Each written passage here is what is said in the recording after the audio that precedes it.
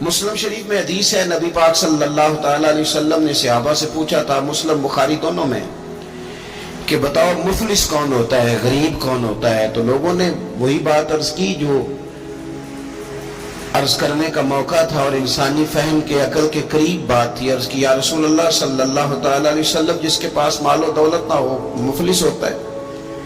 تو حضور نے فرمایا نہیں، میری امت میں تو مفلس وہ ہوں گے جو نماز، روزے اور زکوٰۃ کے ساتھ قیامت والے دن آئیں گے۔ یعنی وہ مفلس ہوں گے جو نماز، زکوٰۃ، روزے کے ساتھ قیامت کے دن آئیں گے، لیکن ان کے مفلس ہونے کی وجہ یہ ہوگی کہ انہوں نے دنیا میں کسی کو گالی دی ہوگی، کسی پر تہمت لگائی ہوگی، کسی شخص کا حق دبایا ہوگا، کسی کو تکلیف دی ہوگی، کسی کو مارا ہوگا۔ حالانکہ ان کے پاس نماز بھی ہے، روزہ بھی ہے، زکوٰۃ بھی ہے، لیکن چونکہ انہوں نے حقوق العباد ضائع کیے، اب ان کی کمزوری کا یہ عالم ہوگا کہ وہ جو نیکیاں کما کے لائے تھے وہ ان لوگوں کو دے دی جائیں گی جن پر انہوں نے ظلم کیا تھا، اور اگر پھر بھی ان کے ظلم بچ گئے، نیکیاں دینے کے باوجود ابھی بھی ان کی زیادتیاں باقی رہیں، تو حضور فرماتے ہیں پھر ان مظلوموں کی جو خطائیں ہوں گی وہ ان ظالموں کے کھاتے میں ڈال دی جائیں گی۔ تو یہ بہت ساری نیکیاں لانے کے باوجود مفلس رہ جائیں گے۔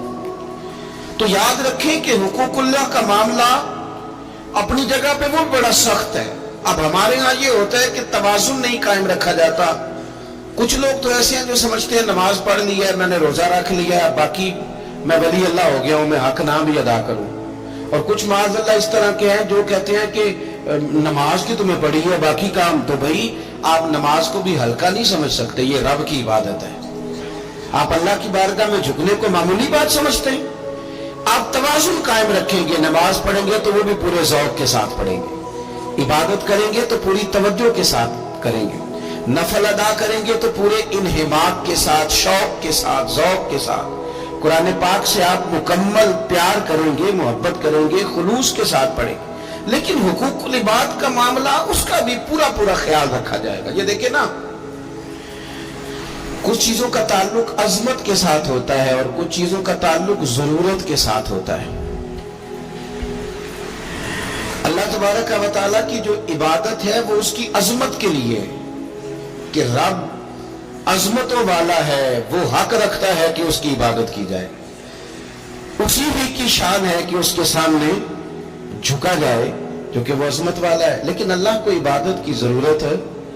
ساری دنیا کے مرد حضرت جنید بغدادی بن جائیں، باجزید بستامی بن جائیں، ساری دنیا کے مرد نیک پارسا متقی بن جائیں اور ساری دنیا کی عورتیں رابعہ بصری بن جائیں، تو پھر بھی رب کی شان میں کوئی اضافہ تو نہیں نہ کر سکتے، اور سارے مکر جائیں معاذ اللہ کہ ہم نے عبادت نہیں کرنی تو اس کی شان میں کوئی کمی کر سکتے نہیں۔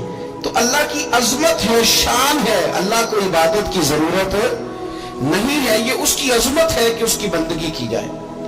تو کچھ چیزوں کا تعلق عظمت کے ساتھ ہوتا ہے اور کچھ چیزوں کا تعلق ضرورت کے ساتھ ہوتا ہے۔ اللہ کی یہ شان ہے کہ اس کی بندگی کی جائے اور لوگوں کو ضرورت ہے کہ ان کا خیال رکھا جائے۔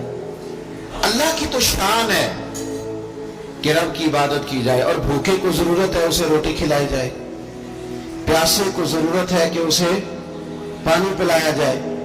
آپ دیکھیے کہ میرے ایک بڑے بہترین قابل احترام استاد ہوں، شیخ ہوں، ایک طرف وہ مجھے بلا رہے ہوں کہ آ ذرا میری بات سن، اور ایک طرف ایک آدمی بڑا مریض ہے، بیمار ہے، اسے ضرورت ہے کہ میں اسے ہسپتال چھوڑ کے آؤں، تو مجھے کیا کرنا چاہیے؟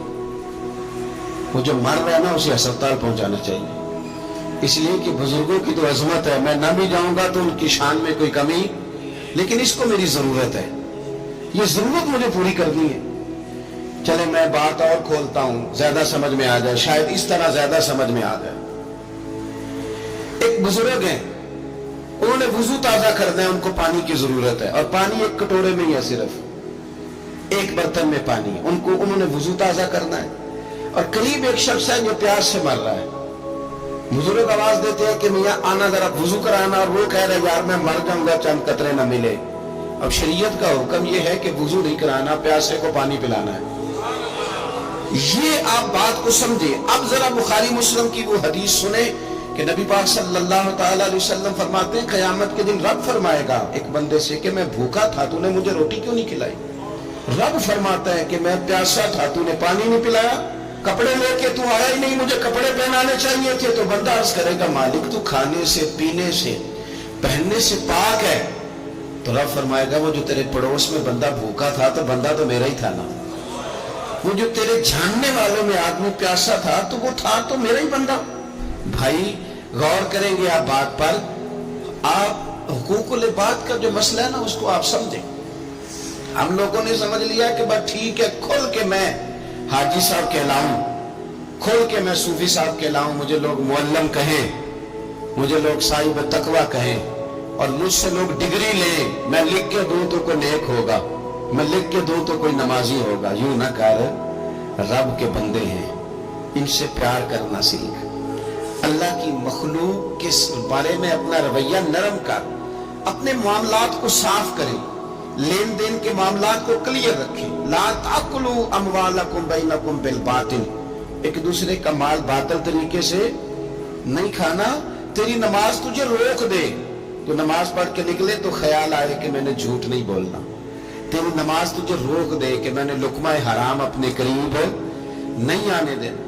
امام اعظم ابو حنیفہ 40 سال اگر ساری رات کھڑے رہ کے نماز پڑھتے رہے ہیں نا تو امام صاحب کا یہ عبادت کا ماحول بھی تھا، لیکن اگر ان کے پارٹنر نے کپڑا بیچتے وقت کسی کو نقص والا کپڑا بیچ دیا ہے نا اور وہ پیسے لے کے آئے تو امام صاحب نے وہ رقم بھی استعمال نہیں کی، وہ بھی ساری اللہ کے راستے میں خیرات کر دی۔ معاملات کے بارے میں وہ لوگ بڑے سنجیدہ تھے، غیر سنجیدہ نہیں تھے کہ جناب کوئی نہیں چل جاتا ہے خیر صلی اللہ۔